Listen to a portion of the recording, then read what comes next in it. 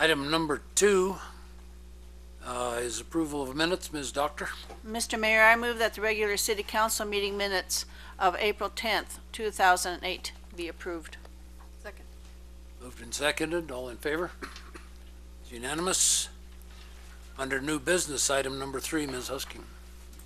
Mr. Mayor, I move that Resolution 2008-050, Annexation Number AX0802, Rio Mesa Commercial, Tax Parcels 107-49472 and 107-49282A be approved. Second. Moved and seconded. Mr. Harrowig, please.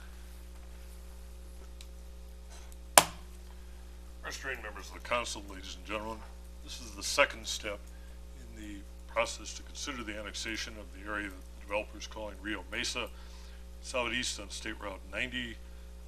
Here's the Sierra Vista Regional Health Center building out in that area, the swap meet that you're all familiar with here, Young Block, and of course the existing Sierra Vista Mobile Home Village, also adjacent to this area. The parcels that we'll be talking about shown here in orange, just immediately adjacent to State Route 90. They cover approximately 17 acres, currently zoned in the county. This portion is zone TR36, which is the county's transitional zone, and this is zone general business. So if these are eventually annexed into the city, this would become general commercial. This would come in at SFR 36, although the developers may have a different idea for that down the road. The Avenida del Sol drainage way currently runs through there. It's shown in our surface water plan. There is a sewer line right here running on the south side of State Route 90. It's a 24-inch line, which would have the capacity for this development. There are currently no agreements, of course, with the city, but there are also, we always check with the county if they have any previous agreements that apply to zoning or possible development, and they have none at this time either. I'll show you this very quickly. It's kind of a confusing drawing, but basically the developer on the parcel that's parallel to State Route 90 is showing a proposed, this is called the Carver Office Complex, and is currently being reviewed pending the future, of course, annexation of this area. But it's multiple buildings that they propose for the future of this parcel that is located here. The first step in the annexation process under the city policy is that it appears before the Planning and Zoning Commission. They reviewed this at their last meeting. Had a number of questions in terms of sewer capacity, in terms of the future development of Schrader Road, of course what was proposed for this particular property, and then they did vote to unanimously recommend it to you for approval. This evening's resolution basically simply would state that you intend to go ahead with the process. This does not annex it in at this point, but would proceed with the process in approximately 30 days, which would either be the last meeting in May or your first meeting in June. Would come back to you for a public hearing at that point.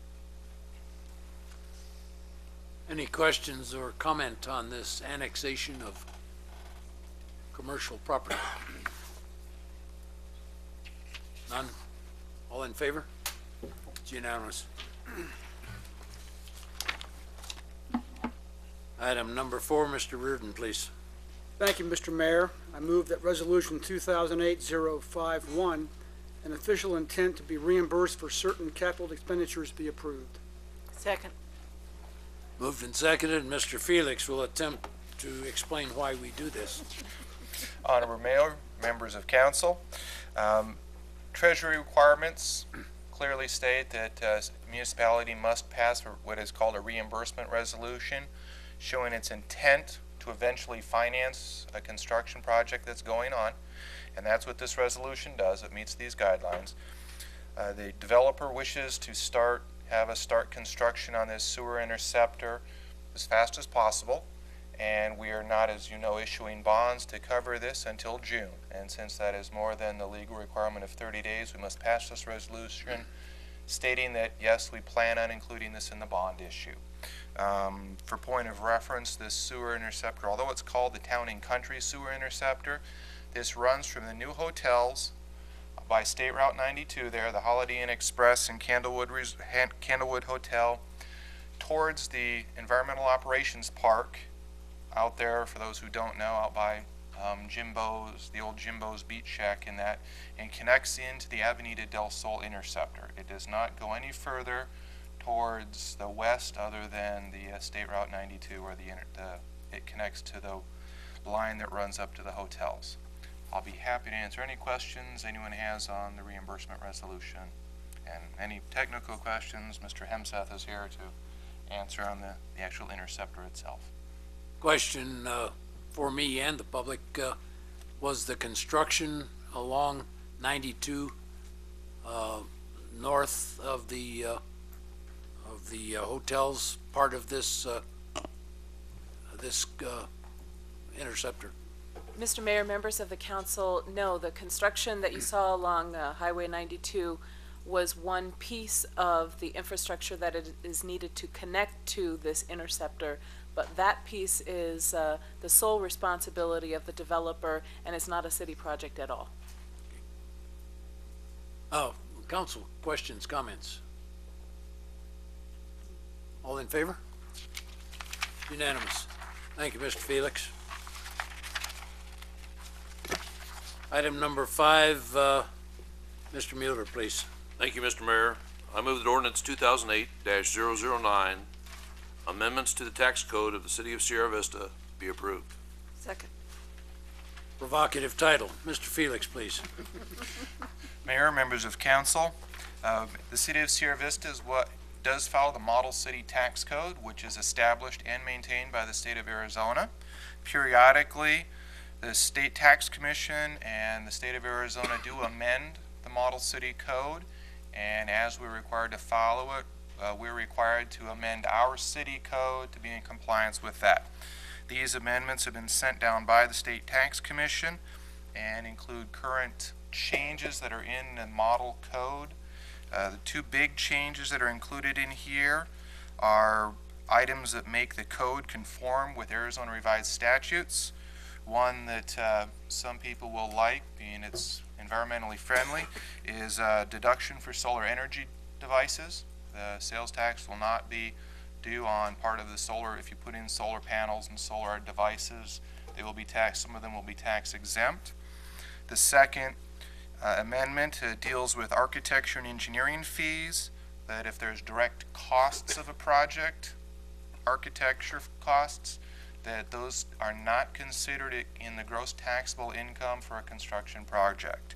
That is in conformance with Arizona Revised Statutes 42-5075J. Try to answer any questions that I can that you may have.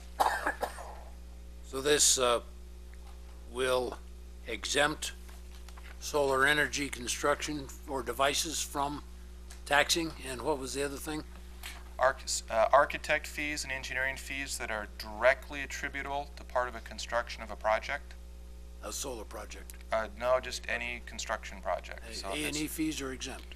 architecture fees that are related to direct costs. So Right. if it's specific to a building or buildings, then that would be exempt. Okay. Questions, council? Yes. Mr. Mayor, I do believe that in a previous work session this week that Mr. Felix said that this was not something new that the city of Sierra Vista was thinking up, but that you were bringing this code into conformance with the rest of the state. Correct. Is that correct? Yes, it is. Yes. Okay, good point. All in favor? And it's unanimous.